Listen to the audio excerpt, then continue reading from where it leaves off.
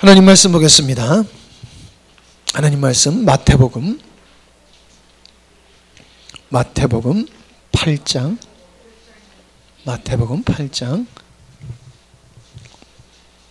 5절에서 13절 말씀, 제가 가지고 있는 성경으로는 신약성경 11페이지쯤 됩니다. 마태복음 8장 5절에서 13절 말씀 우리 교독하도록 하겠습니다. 예수께서 가버나움에 들어가시니 한 백부장이 나와 간구하여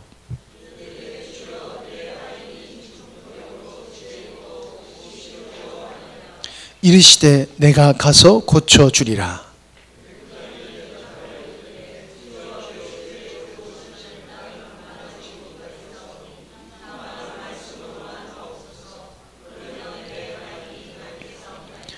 나도 남의 수하에 있는 사람이요 내 아래에도 군사가 있으니 이더러 가라 하면 가고 저더러 오라 하면 오고 내 정도로 이것을 하라 하면 하나이다.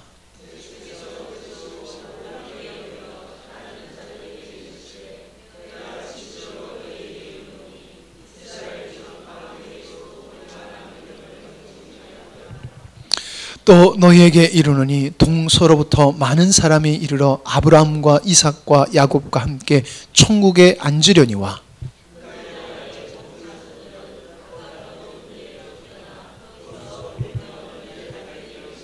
같이 읽겠습니다. 예수께서 백부장에게 이르시되 가라 내 믿음대로 될지어다 하시니 그 즉시 하이니 나으니라. 아멘. 감사합니다. 오늘 말씀의 제목은 하나님을 감동시키는 믿음입니다. 한번 같이 해볼까요? 시작. 하나님을 감동시키는 믿음. 우리가 살면서 여러 가지를 경험하게 되는데 크게 감동되었던 사건들은 잊혀지지를 않습니다. 기억이 됩니다. 제가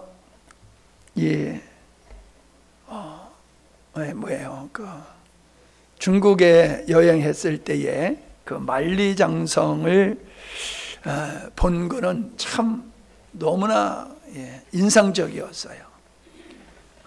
험악한 산 그 줄기를 따라서 차가 다닐 수 있을 정도의 넓은 성벽을 높이 쌓은 걸 보면서 인간이 어떻게 이런 것을 쌓을 수 있을까?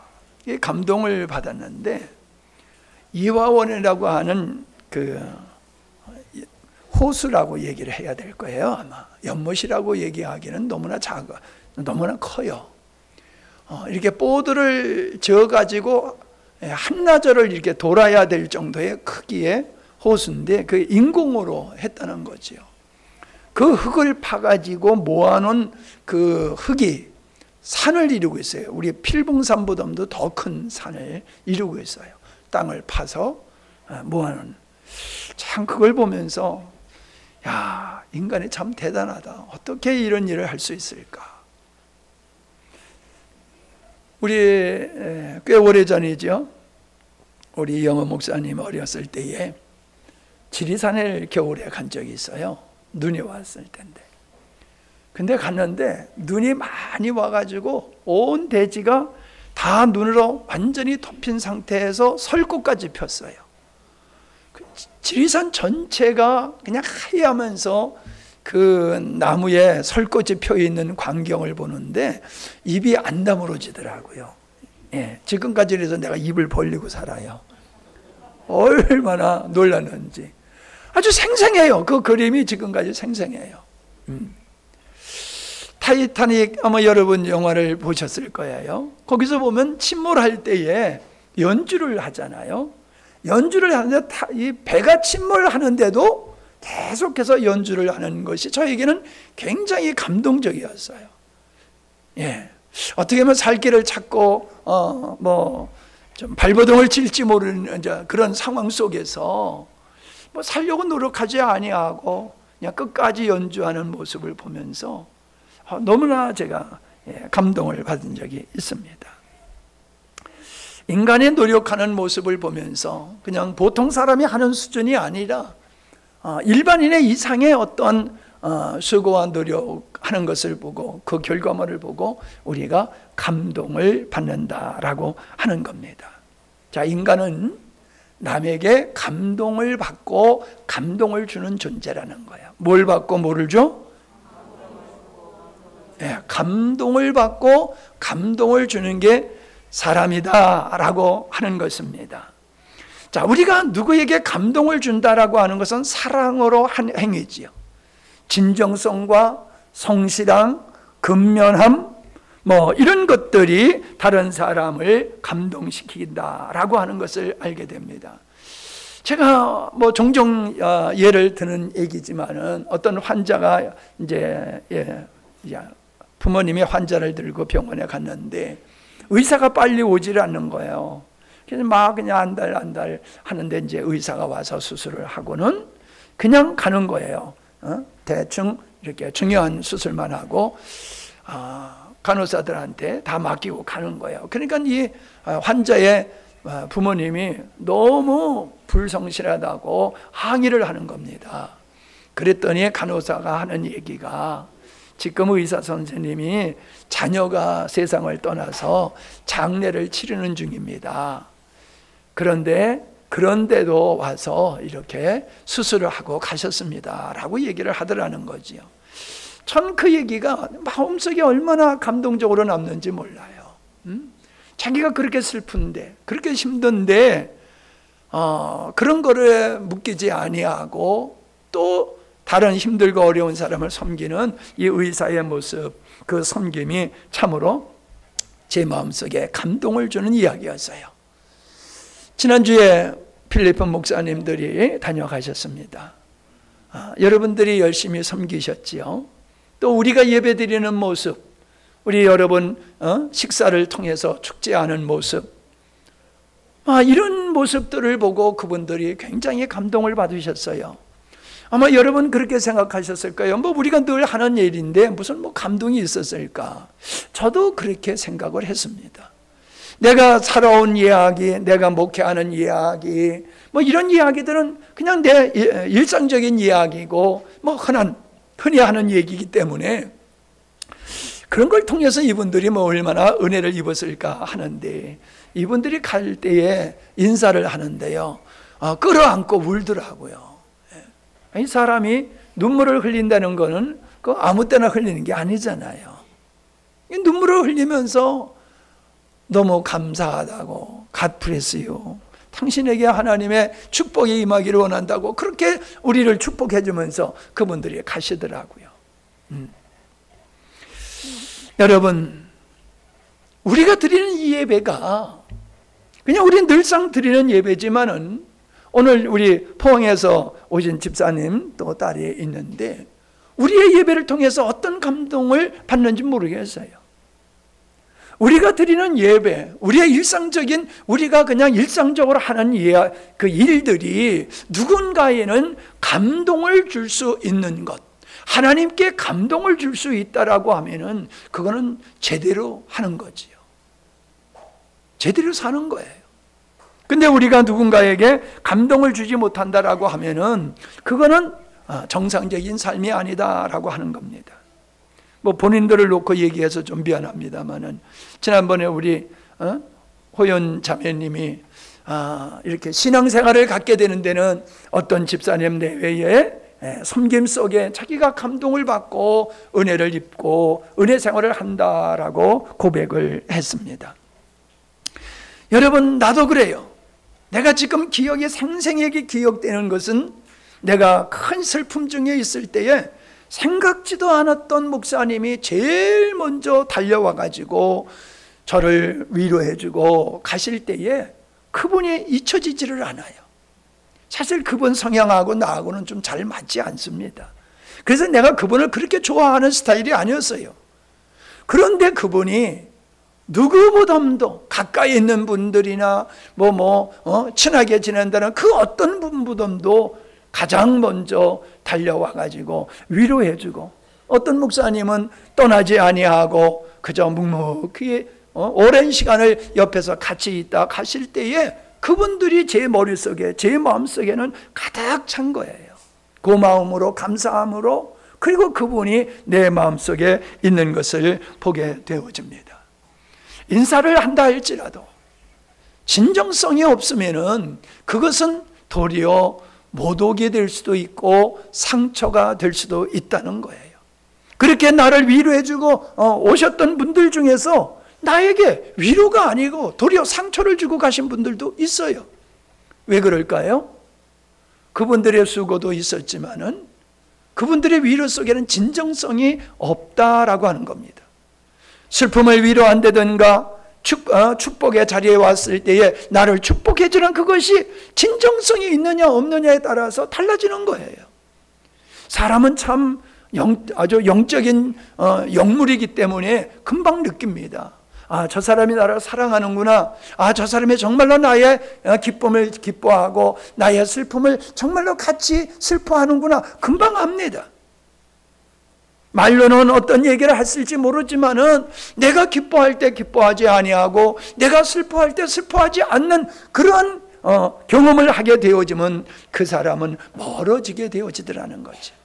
아, 정말로 저 사람은 나를 사랑하는 사람이 아니로구나. 아, 저 사람은 나를 정말로 사랑하는구나. 이거에 달라서 사람의 관계가 달라진다라고 하는 겁니다. 이 말을 바꾸면은 우리가 다른 사람을 감동시키는 삶을 살게 되면 그 사람이 내 마음속에 자리하게 됩니다. 그냥 내 마음속에 자리하지 않는 사람이 있어요.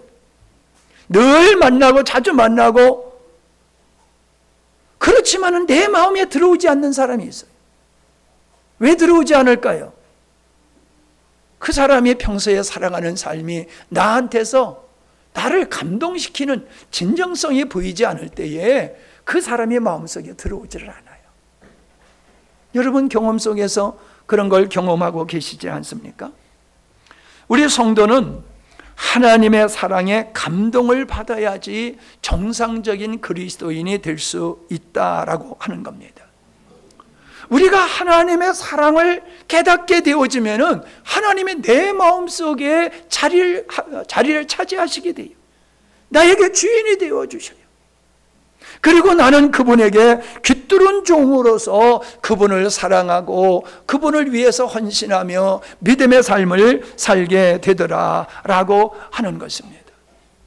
우리 한국교회의 역사를 보면은 훌륭한 믿음의 선배들이 많이 계십니다. 우리가 늘 단골로 쓰는 예화가 손양원 목사님, 주기철 목사님의 이야기지 않습니까? 손양원 목사님, 자기 아들을 여수 반란 사건 속에서 자기 아들을 친구들이 죽였단 말이에요. 하나도 아니고 둘을 다 죽였어요. 여러분 생각해 보세요. 여러분의 자녀의 친구가 잔인하게 죽였다라고 하면은 그 충격이 얼마나 크겠습니까? 근데 손양원 목사님은 자기 아들을 죽인 그 원수를 구명하고 자기의 양아들로 삼았다라고 하는 것입니다. 그분이 인생을 정상적으로 못 살았다고 그러더라고요. 양자가 되었던 그분이. 왜냐하면 평생 그분은 손양원 목사님 하면 손양원 목사님 아들을 죽인 사람, 이게 꼬리표로 달고 다녔다는 거예요. 그래서 늘 그게 괴로워가지고 인생을 제대로 못 살았다, 그런 얘기를 전해 들었습니다. 그분도 거기서 자유하지 못한 거지요. 손양원 목사님이 그 분노에서 자유함을 얻고 그 자기를 사랑으로 받아주셨다라고 하면 그도 그걸 뛰어넘어야 되는데 그걸 뛰어넘지 못했다는 거예요. 믿음의 능력을 우리는 거기서 감동으로 받게 되지 않습니까? 주기철 목사님이 신사 참배를 반대하는 것으로 말미암아 옥에 갇혔을 때에 이 주기철 목사님도 인간인지라 마음이 흔들렸을 때에 그 사모님이 목사님에게 죽음을 각오하고 믿음을 지키라고 권면을 했다는 겁니다. 우리 사모님은 어떨는지 모르겠어. 나보고 맨날 오래 살라고, 자기 혼자 살 수 없으니까 나보고 오래 살라고 그러는데 내가 마음이 흔들려서 그러면 여보 뭐라 그럴까 한번 물어보세요. 오늘 저녁에 한번 물어봐야 되겠어. 당신 같으면은 믿음을 지키라. 목숨을 내놓고 믿음을 지키라. 그래서 순교를 당하셨잖아요. 사모님의 권면 때문에 순교를 했다고요. 여러분, 사랑하는 자녀, 사랑하는 남편을 이별을 한다는 것은 그건 정말로 표현할 수 없는 아픔이잖아요. 그런데 믿음 때문에 그 길을 갔다라고 하는 거예요. 그 일을 행했다는 거예요. 여러분, 이게 믿음의 능력인 줄로 믿습니다. 우리가 하나님을 알게 되어지면은 그러한 믿음의 감동적인 삶을 살 수 있다라고 하는 것입니다. 우리가 주님의 사랑을 깨닫게 되어지면은 주님을 따라서 우리의 삶도 주변의 사람을 감동시키는 삶을 살게 되는 거예요. 제가 필리핀 목사님들하고 이렇게 지내면서 느끼는 게 있었어요. 이분들이 왜 이렇게 눈물을 흘리면서 감사하고 감동을 받고 갔을까라고 했을 때에 한 가지 제 마음속에 오는 게 있어요. 이게요, 선교사님들은 우월의식이 있어요. 갑의 자리에 있다는 거예요. 문화적으로 우리가 서양인들이 동양인들이나 아프리카 사람들 차별하는 걸 가지고 인종차별한다 그러잖아요. 근데 우리는 안 그럽니까? 우리도 차별해요. 동남아 사람들 우습게 알지 않습니까? 직원들을 우습게 여기지 않습니까? 모르겠어요. 우리 김환식 집사님 어떤지 모르지만 학생들을 얕잡아 보는 게 있잖아요. 선생님들. 너네들은 어리니까 그런 거 집에서나 사회에서나 어디 있어요. 우리가 지도자에 있게 되어지면 지도받는 사람들을 한 수 낮게 인식하고 쉽게 대한다라고 하는 겁니다. 제가 그걸 보게 돼요. 선교지에 가면은 선교사님들이 그 현지인들을 정말로 사랑하고 존경하는 마음이 잘 안 보여요. 존경하는 마음이 안 보여요. 함부로 대합니다. 함부로 대해요. 근데 저는 그분들 왔을 때에 정말로 여러분을 대하듯이 그분들을 존경하고 사랑으로 대했거든요. 왜? 그들 똑같은 믿음의 형제이고 어떻게 보면 더 열악한 가운데서 신앙생활을 하시고 목회하는 분들이기 때문에 더 사랑받고 존경받아야 될 뿐이다. 막 그런 인식이 있기 때문에 좀 내 마음에 안 맞는 부분이 있어도 사랑으로 그분을 섬겼어요. 그분들이 그걸 못 느꼈겠습니까? 이분은 정말로 우리를 사랑하는구나, 우리를 존경하는구나, 하시는 말씀이 정말로 우리를 위한 거로구나, 그걸 가슴으로 느끼겠다는 거예요. 틀림없어요. 가서 물어보세요. 그러니까는 말씀의 내용도 중요하지만은 자기들을 사랑하고 존경하고 존중하는 이런 것에 감동을 받고 그리스도의 사랑을 경험하고 갔다라고 저는 확신을 합니다. 이게 어디서 나옵니까? 내가 아버지의 사랑을 받았기 때문에 그런 거예요. 아버지께서, 예수님께서 나를 사랑하셔서 나를 하나님의 자녀 삼으시기 위해서 하늘의 영광의 보좌를 버리시고 나와 똑같은 인간이 되셨잖아요. 그리고 나를 위해서 죄인이 아니시면서 죄인이 되셔서 십자가를 지셨잖아요. 이보다 큰 사랑이 어디 있습니까? 이보다 더 놀라운 감동을 받을 일이 어디 있습니까?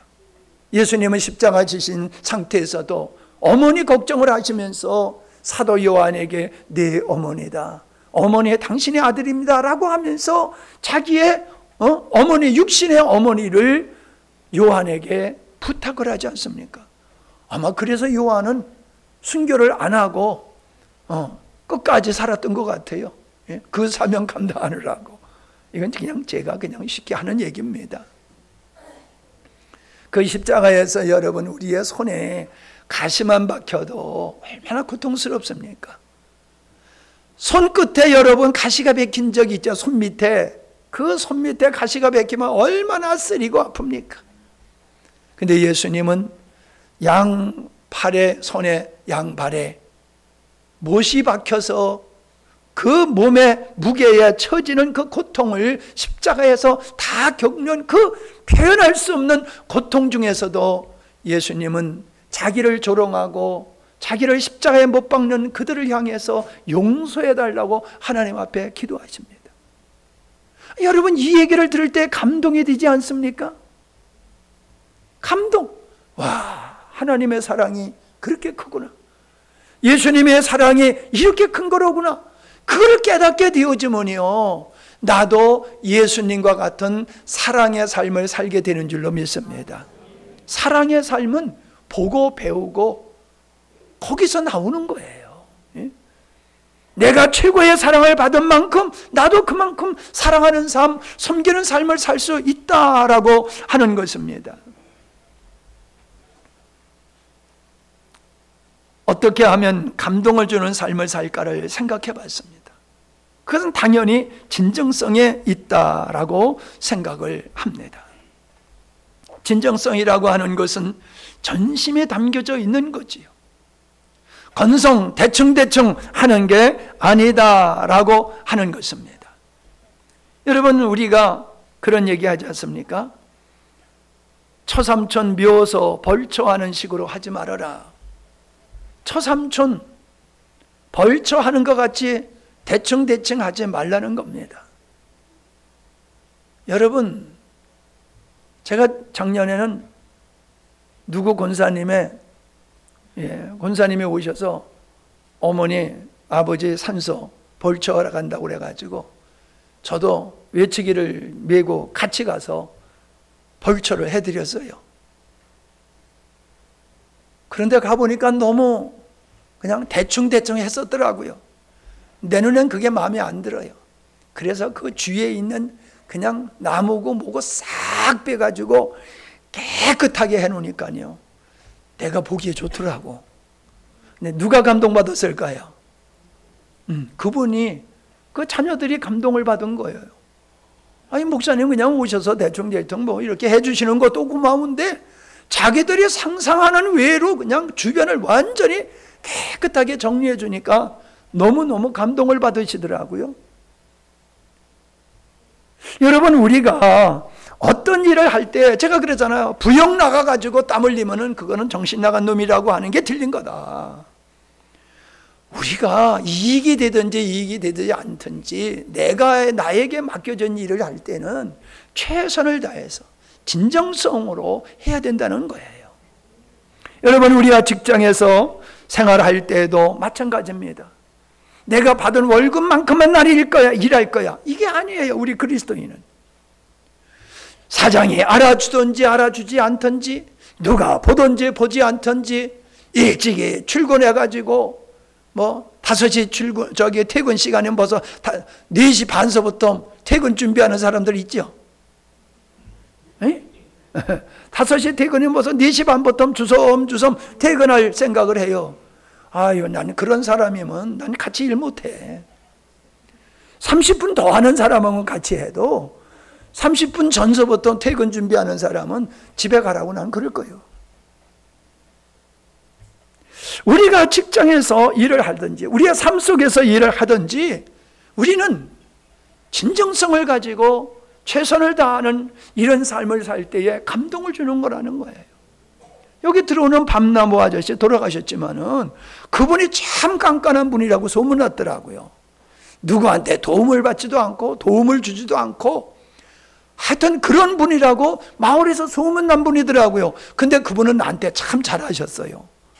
왜 잘하셨는지 아세요? 제가 운전을 하고 들어오면은 밤이 떨어져 가지고요, 길바닥에 벌건 밤들이 쭉 있어요.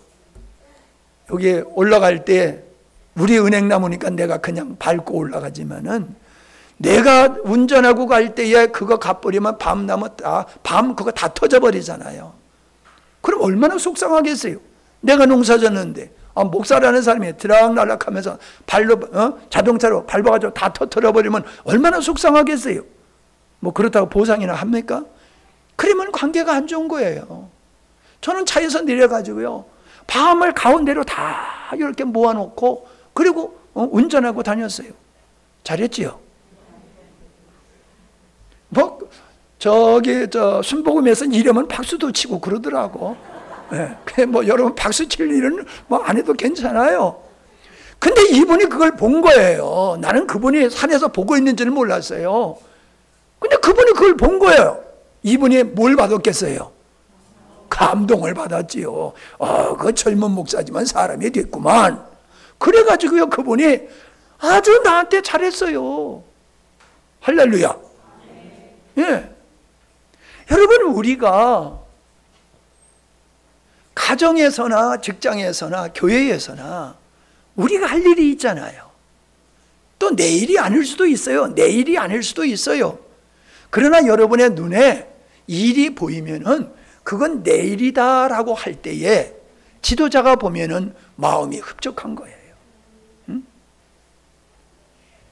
우리는 하찮은 일은 그냥 대충 하는 경우가 있습니다. 하찮은 일이라고 대충 하면은요, 그게 습관화가 돼요. 습관화가 돼요. 우수은계 사모님이 그래요. 필리핀에서 오신 목사님들이 여행을 안 해봐가지고 짐을 쌀 줄을 모르더래. 그러니까는 선교사님이 짐을 다 싸주는데 한 분은 짐이 안 들으니까 발로 밟더래, 그냥. 우리가 생각하면 말도 안 되잖아요. 근데 발로 밟더라는 거예요. 그걸 보고 우리 이야기를 하면서 웃었습니다. 하찮은 일, 청소하는 일이지요. 하찮은 일, 남이 싫어하는 일이지요. 그런 일에 우리가 최선을 다할 때에 감동을 주는 거예요. 제가 그 전에 얘기한 적이 있지 않았습니까? 어떤 분이 청소부로 들어가세요. 청소부로. 근데 이번에 청소를 하면서 청소가 전부가 아니야. 꽃밭에 이 노는 땅에 꽃을 심고 아름답게 가꾸는 거예요. 그리고 안에, 바깥에만 아니라 건물 안에 청소까지 다 하는 거예요. 그걸 오너가 본 거예요. 그래서 그 사람을 정식 직원으로 채용을 한 거예요. 근데 이 사람이 직원이 된 다음에는 항상 사장보담도 먼저 출근을 하고 사장이 퇴근하기 전까지는 퇴근을 안 하는 거예요. 그래서 그 사람이 임원이 되고 그 사람이 사장이 됐다는 거예요. 얘기한 적이 있지요? 못 들었어? 잊어버렸어? 상관없어요. 오늘 들었잖아. 청소 하나 성심 진정성을 가지고 감사함으로 하니까는 오너사일까지 올라가게 되더라는 거예요. 여러분, 이게 인생입니다. 근데 우리 그렇습니까? 이거 왜 나한테 시키는 거예요? 나보고 커피 타오라고? 이거 뭐 차별하는 거 아니야? 그러면서 대들지 말고요. 미리 타다 주라고요. 미리. 내가 이번에 오신 손님들한테 내가 차 좀 갖다 드린 거 봤죠? 차 타다가 드린 거 봤어요? 여러분은 뭐 늘 보다 보니까 눈에 안 보였겠지. 근데 그분들은 그게 보였나 봐. 목사님이 성도들에게 차를 타다가 주시더라. 막 감동받아가지고 어쩔 줄 모르는 거예요. 이거 아무것도 아닌데. 아무것도 아닌데. 내가 먼저 먹었으니까. 오신 손님이니까. 그래도 목사로서 부엌에 가서는 못해도 차 한 잔에도 갖다 주면 그 예의잖아. 아멘. 내가 맨날 타다 주는 것도 아니잖아. 그죠? 내가 타다 준 거 받아 먹은 사람이 여기 몇 명이나 있겠어? 응? 안 받아 먹은 사람이 더 많지. 받아 먹은 사람보다. 그러나 그게 내가 쇼로 하는 게 아니라 사랑하는 마음으로 진정성으로 해야 할 때에 하찮은 일이지만은 내가 그걸 사랑하는 마음으로 했을 때 어떤 사람을 크게 감동시키더라는 거예요. 나를 시시하게 이런 일을 시켜? 목사님이 나를 아주 우습게 보시는구만. 나를 기도시키면 모르지만은 나를 화장실 청소하라고 그래? 나를 어떻게 보시는 거야? 그럴 수도 있잖아요. 그런데 그게 아니야. 다른 사람은 이거 시키면 시험 들 수 있는데 나는 시험이 안 들 것 같으니까 목사님이 나에게 시키셨구나. 아멘 소리가 이렇게 적어. 아멘? 그렇게 되면 축복이 되잖아요. 예? 모든 사람이 싫어하는 일인데 왜 목사님이 그걸 나한테 시키냐 말이요. 난 시험이 안 될 사람으로 믿었으니까. 그렇게 생각하면 감사하잖아요. 나를 어떻게 하시고 이런 일을 시키냐. 그럼 내가 하리? 예, 목사님이 하세요. 나 해, 그런 거. 나 잘해. 아이고, 여러분, 아이들이 수련회 하고 뭐 하면 변기통이 잘 막혀요. 예? 변기통에 잘 막히면은 지가 뚫어야지 왜 목사님을 부르고 왜 사모님을 왜 불러? 지가 싸놓고. 아니, 맞잖아. 지가 뚫어야지. 막혔어요. 아유, 네가 뚫어. 아니, 내가 안 그랬는데요. 나도 알아. 본능이 오는 거요. 아멘? 여러분, 사람 됨됨이가 그런 데서 나오는 거예요. 그런 됨됨이. 사람이 됐냐 안 됐냐는 그런 데서 수준을 알 수가 있는 것이잖아요. 우리는 시키는 일만 해서는 안 됩니다. 지도자는요, 일을 볼 줄 알아요. 그래서 시키지 않아도 해야 할 일은 자기가 몸소 설섬수범해서 하게 되어 있는 거예요. 내가 이렇게 보면요, 잘 들으세요 여러분. 어질내는 사람이 있고 치우는 사람 따로 있어요. 우리 교회도. 어떤 사람이지 여러분 자신을 한번 돌아보세요. 어질러기만 하고 줍지를 않는 사람이 있어요. 어떤 사람이 남의 흘려놓은 거 맨날 줍는 사람이 있어요. 그 사람이 바본가요? 성숙한 사람은 그렇게 사는 것이다 라고 하는 겁니다. 아이들이 자라나서 시키지도 않았는데 청소를 하면은 얼마나 기특합니까? 아이고, 우리 딸 다 컸네. 시키지도 않았는데 청소를 다 할 줄 알고 너무너무 이쁘고 사랑스럽잖아요. 그건 아이들과 가정에서만이 아니에요. 여러분 직장에서, 교회에서, 마을에서 누구하고 만나든지 간에 밥 먹고 돈은 먼저 안 내도 신발은 똑바로 놓을 수 있잖아. 먼저 나와서. 그지? 아니, 고개 좀 있으면 끄떡 좀 해봐요. 끄떡. 아, 나 여기 돈이 없어. 그러면 밥값은 못 내. 근데 먼저 나와가지고 오시는 분, 나오시는 분들한테 잘 가실 수 있도록 신발은 똑바로 놓을 수 있잖아. 아, 그것도 못해? 근데 그거 못하는 사람이 있어요. 그거 못하는 사람이 있어요. 평생 가도 다른 사람 신발을 똑바로 놓지 못하는 사람이 있어요. 뭔 얘기예요? 감동을 주는 일을 일상화가 되어야 된다는 거예요. 감동 주는 일 일상화가. 아멘? 그래 보세요 여러분. 오늘 여러분 땡 잡았어. 옆에 사람한테 얘기해. 너 오늘 땡 잡았다. 응? 여러분, 이걸 싫어하는 게 죄성이에요. 인간들이 이렇게 안 해요. 왜요? 죄성이 있기 때문에 그래요. 누가 나를 감동시키는 건 좋아도 내가 누구를 감동시키는 사랑과 수고가 따르게 되니까는 안 한단 말이에요. 계산부터 한다는 거예요. 예. 저는 여러분에게 이런 말씀을 드리고 싶어요. 직장에서 특별히 여러분이 해야 할 일이 있잖아요. 교회에서도 여러분이 해야 할 일이 있잖아요. 그거를 완벽하게 할 수 있기를 바랍니다. 다른 사람의 손이 또 가야 되는 것이 아니고 내 손에만 지나가면 완벽하게 일을 마무리 짓는 것이 여러분 생활이 되어야 되는 거예요.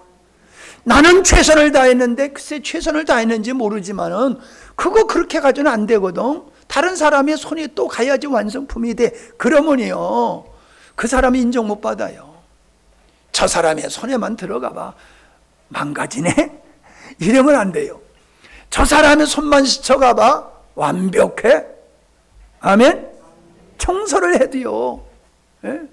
청소를 해도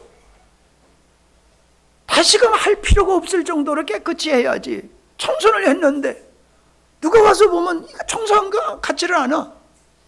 그러면은 수고를 해도 감동을 못 주는 거잖아요. 예? 수고를 해도 감동을 못 주잖아요. 여러분이 누군가에게 감동을 시켜주는 일을 했다라고 하면은 여러분은 잘한 겁니다. 그리고 제대로 못했어도 여러분이 최선을 다했기 때문에 그 모습을 보고 모든 사람이 감동을 받게 될 줄로 압니다. 누구를 감동시켜야 되느냐? 뭐 당연하지요. 근데 첫 번째, 감동을 시켜야 될 사람은 지도자예요. 지도자를 감동시켜야 됩니다. 집에서는 부모님을 감동시켜야 돼요. 학교에서는 누구를 감동시켜야 돼요? 선생님을 감동시켜야 돼. 선생님들도 어때요? 선생님에게 감동 주는 녀석한테 더 마음이 가잖아. 예? 그전에요, 요즘은 이제 그러면 안 된다고 그러는데, 지난번에 우리 목사님이 그런 얘기를 하더라고요. 자기가 점수를 잘 맞는 비결을 자기가 알고 있었대. 그래서 뭐냐라고 그랬더니 답안지를 다 쓴 다음에 뒤에다가 꼭 썼대. 교수님이 1년 동안 저희들을 가르쳐 주느라고 고생하셨습니다. 제가 잘 배웠습니다. 감사의 글을 갖다가 한 줄, 두 줄 딱 쓰면은 교수가 답안지는 안 보고 그것만 본대. 예? 그리고 A 준다는 거요. 근데 요즘은 이제 이 수법이 다 탈라고 나가지고 그러면 깎인대 이제. 예. 그러면은 요놈이 요거 수작 부리는구나 그런다고. 요즘은 그러면 안 된다고 그러더라고. 근데 여러분, 답안지는 그렇게 안 써도 평상시에도 교수님한테 커피라도 한 잔 갖다 드리고, 뭐 특별한 날 꽃이라도 하나 갖다 꽂아 드리고, 교수님 고맙습니다. 수고하셨습니다. 제가 잘 배우고 있습니다. 교수님을 만난 게 제 인생의 큰 축복입니다. 빈말이라도 그러고 가면요, 점수 잘 받는 거요. 아니, 점수 받을 일이 없다고 그냥 가만히 버티고 있는 겁니까? 예. 영원아, 그렇게 하는 거요. 그래야지 사람을 얻는 거요. 교수를 내가 얻는 거예요. 응? 직장에서는 오너의 감동을 줘야 되고, 동료들의 감동을 주는 삶을 살아야 돼요. 그냥 나는 내일 내가 알아서 할 거야. 그러면 안 돼요. 여러분, 내가 아무리 최선을 다해도 오너가 봤을 때 아니라고 그러면 그건 아닌 거예요. 나는 최선을 다해도 동료들이 날 보고 왜 쟤는 저래 밥맛이네 그러면은 그건 아니에요.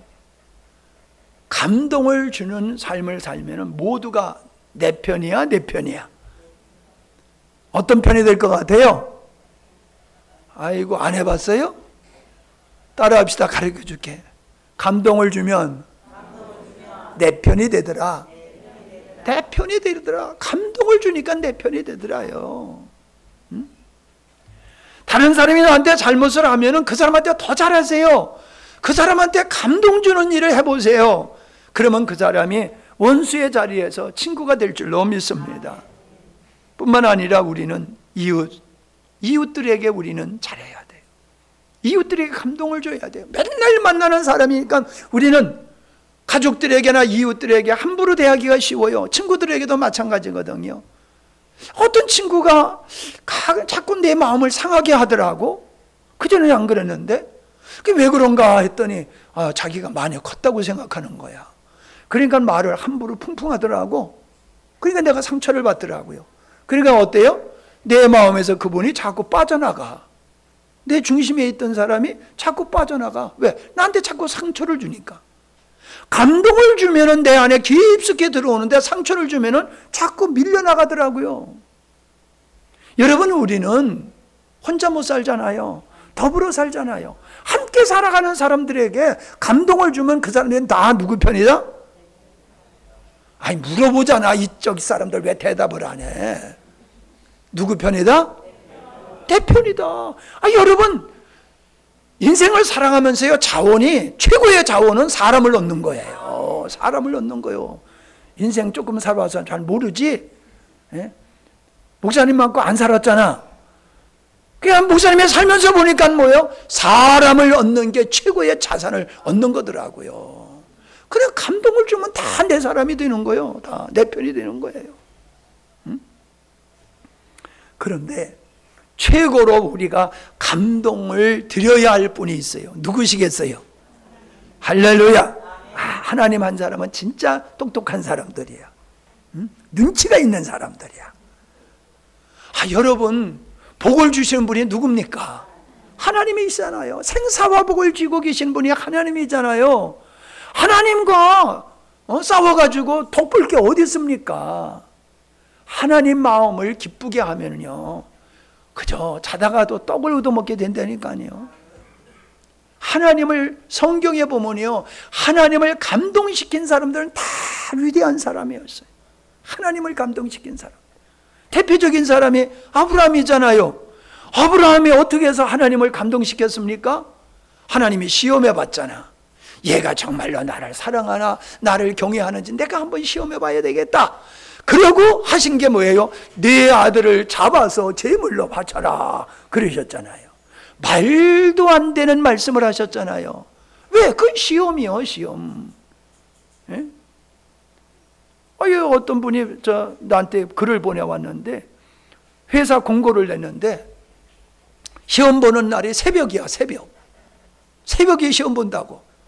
그래서 그냥 늦을까 봐 사람들이 그냥 열심히 일찍이 갔더니 회사 문도 열려지지 않아. 1시간이 지나가도 안 열려, 2시간이 지나가도 안 열려. 그러니까 나같이 성질 급한 사람들이 에이씨 하고 그냥 다 가버린 거예요. 근데 어떤 사람은 끝까지 그래도 남아 있었어.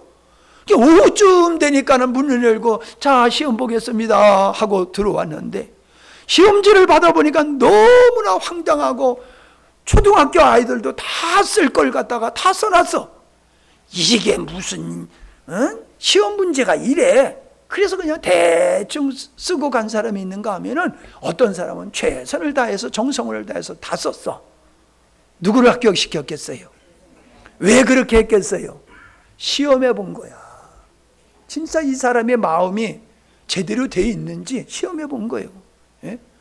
이영호 목사님이 대학을 왜 합격했는지 알아요? 원서를 한 군데밖에 안 냈어. 바보잖아. 원서를 한 군데밖에 안 냈으니까 그거 안 되면 어떻게 되는 거예요? 낙방이지. 그러면 1년을 꿇어야 되잖아. 근데 그게 교수들을 감동시켰어. 야, 이놈은 죽기 살기로 우리 학교밖에 모르는구나. 딴 데는 갈 생각이 없구나. 그걸 안 거요. 그러니까 덜컥 합격시켜줬잖아. 실력이 없으면 그렇게라도 해놓은 거요. 좀 인생을 배우라고. 예? 올인하는 거요. 감동을 준 거요. 자, 뭐라고 그랬어요? 이삭을 잡아서 제물로 드리려고 하니까 하나님께서 이제야 내가 나를 경외하는 줄을 알았다. 감동받으셨다는 얘기 아니에요. 오늘 본문 말씀이 뭐예요? 로마의 백부장이면은, 지금 중대장이면은 별거 아닐지 모르지만은, 그 당시에 백부장이라고 하면은 큰 지위에 있는 사람이거든요. 점령군의 백부장이니까. 근데 이 사람이 예수님을 찾아왔어요. 예수님을 찾아와서 하는 얘기가, 우리 집에 하인이 있는데 병들었어요. 너무너무 고생해요. 그러니 좀 고쳐주세요 라고 예수님께 부탁을 하는 거예요. 그러니까 예수님이 흔쾌히 그래, 내가 가서 고쳐주마 그랬더니, 선생님, 그럴 필요 없습니다. 내 수하에도 사람들이 있어서 오라 하면 오고 가라 하면 가고 그럽니다. 그냥 여기서 말씀만 하시면 내 집에 있는 하인이 낫겠습니다. 우리 집에까지 오실 거 수고하실 필요 없습니다. 그냥 여기서 말씀만 해 주십시오. 그랬더니 예수님이 감동을 받으셨잖아요. 이야, 뭐라고 그랬어요? 이스라엘 중 아무에게서도 이만한 믿음을 보지 못하였노라. 예수님은 백부장의 믿음을 보시고, 이 백부장의 믿음이 예수님을 감동시키는 믿음이었단 말이에요. 여러분, 우리가 하나님 앞에 가져야 할 믿음은 이런 믿음인 줄로 믿습니다. 하나님을 감동시키는 분량까지 믿음이 돼야지, 지옥 안 가고 천국 가는 정도의 믿음만 가지고 철랑되면 안 된단 말이에요. 예? 하나님을 감동시키는 믿음은, 그게 얼마나 중요한지 몰라요. 시몬의 집에 향유를 부은 마리아를 보시고 우리 주님께서는 온 천하에 어디서든지 이 복음이 전파되는 곳에서는 이 여자가 행한 일도 말하여 그를 기억하리라. 그를 기억하리라. 그 마리아가 주님을 향하여 헌신하는 그 모습이 오래오래 복음에 전파되는 것은 다 그것이 전파될 것이다 라고 하는 것은 얼마나 감동받았냐를 알 수 있지요. 과부가 홀로 사는 여인이 헌금을 했는데 참새 한 마리 값이 얼마나 될까요? 참새 한 마리 값. 참새 한 마리 값도 아니야. 헌금을 했는데 참새 한 마리에 8분의 1 값이야. 그러니까 그게 값으로 칠 수 있을까 없을까? 그건 돈으로 칠 수도 없는 거요. 쉽게 얘기하면 1원을 했어. 1원 헌금. 요즘 500원 떨어져도 안 주워가나 보더라고. 예? 청소하다 보면 500원이 떨어져 있어. 수입자 올 때가 많아. 그전에는 100원짜리만 떨어져. 어이쿠, 야, 여기 100원 있네 하면서 주워서 주면 오는데 500원 흘려도 안 가. 저기 여행하고들 오는 사람들 보면요, 물건을 버리고 안 찾아가는 게 공항에 꽉 찼대. 응? 여러분, 1원이라고 하면 돈도 아니잖아. 우리가 말하면 돈도 아니잖아요. 10원도 돈도 아니잖아. 그런 헌금에 주님이 감동을 받으셨어.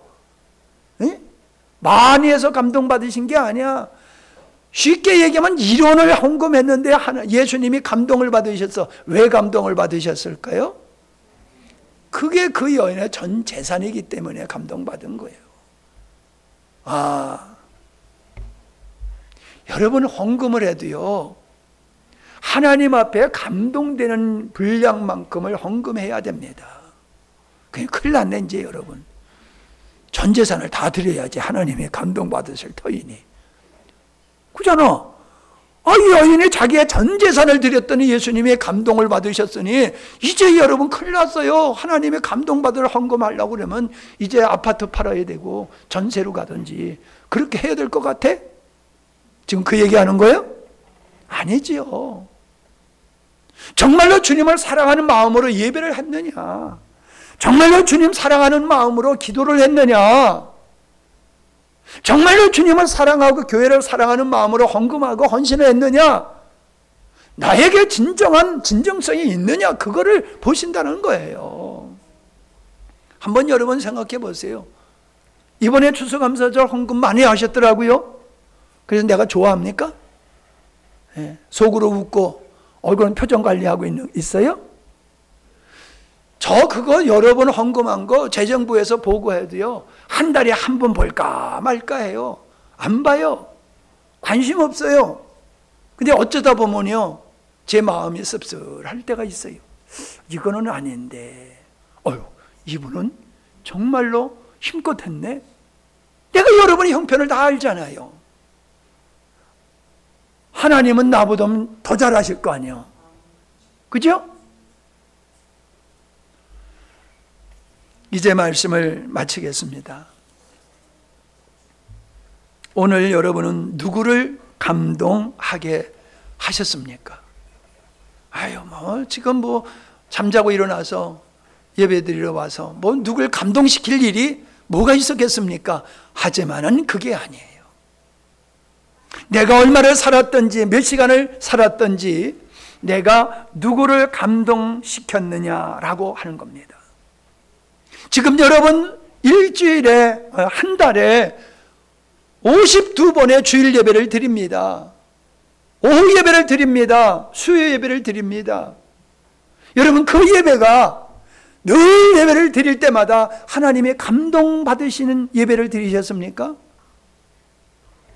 우리 주일학교 애들이요, 요 앞에다 앉히세요. 주일학교 애들 찬양 잘 안 하더라고. 내가 여기서 이렇게 보면은 목사님이 다 보고 계셔.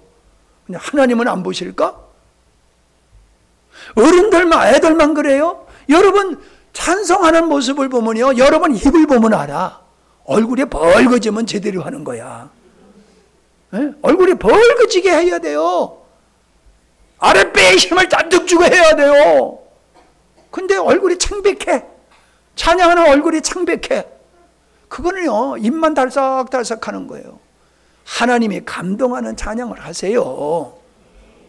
오늘 권사님 밥 안 먹었어? 우리 기도할 때 기운이 이렇게 없어? 밥 좀 많이 먹고 와서 기도해요. 무슨 얘기인지 아시겠어요? 하여튼 여기서 찬양할 때는 보면 참 아까도 연습할 때 보니까 아이고 지지리도 못한다. 그런데 이게 본 게임만 들어가면 왜 이렇게 잘해? 왜요? 정성을 다해서 하기 때문에 그런 거예요. 연습할 때는 대충 하고. 여러분이 누군가를 감동시킬 만큼의 삶을 살고 있다라고 하면은 여러분이 하나님을 감동시키고 목사님을 감동시킬 만한 믿음의 삶을 하고 있다라고 하면은 제대로 살고 있는 겁니다. 그러나 목사님을 감동 못 시키면 하나님도 감동 못 시킵니다. 아니 속도 들여다보지 못하는 목사님을 감동 못 시키면은 어떻게 내 속을 다 들여다보시는 하나님을 감동시키시겠어요? 사람을 감동시키는 사람이 하나님도 감동시키고 목사님을 감동시키는 사람이 하나님도 감동시킬 수 있다고 저는 믿습니다. 네. 누군가를 감동시키는 삶을 살지 않았다고 하는 것은 인생을 그냥 대충 살았다는 얘기가 될 수 있습니다. 저는 여러분에게 당부하고 싶어요. 존경받는 사람, 훌륭한 사람을 감동시키십시오. 그러면은 그분보다 더 훌륭한 사람이 될 줄로 믿습니다. 감동은 능력의 산물이 아니라 섬기고자 하는 사랑의 마음의 결과물이다라고 하는 겁니다. 여러분의 주님의 마음을 가지고 산다면 분명 감동을 주는 삶이 될 것이며 타인에게 즐거움과 고마움과 감사와 행복을 안겨줄 것입니다. 그러면은 이렇게 됩니다. 따라하세요. 감동케 하는 인생에 좋은 기회와 미래가 온다. 자, 감동케 하는 인생은 좋은 기회와 좋은 미래가 온다는 거예요. 그러므로 여러분 인생이 어려워요, 쉬워요? 쉽습니다. 자, 가슴에 두 손을 이렇게 하고 한번 마음에 나는 이제부터 감동시키는 삶을 살겠습니다. 시작.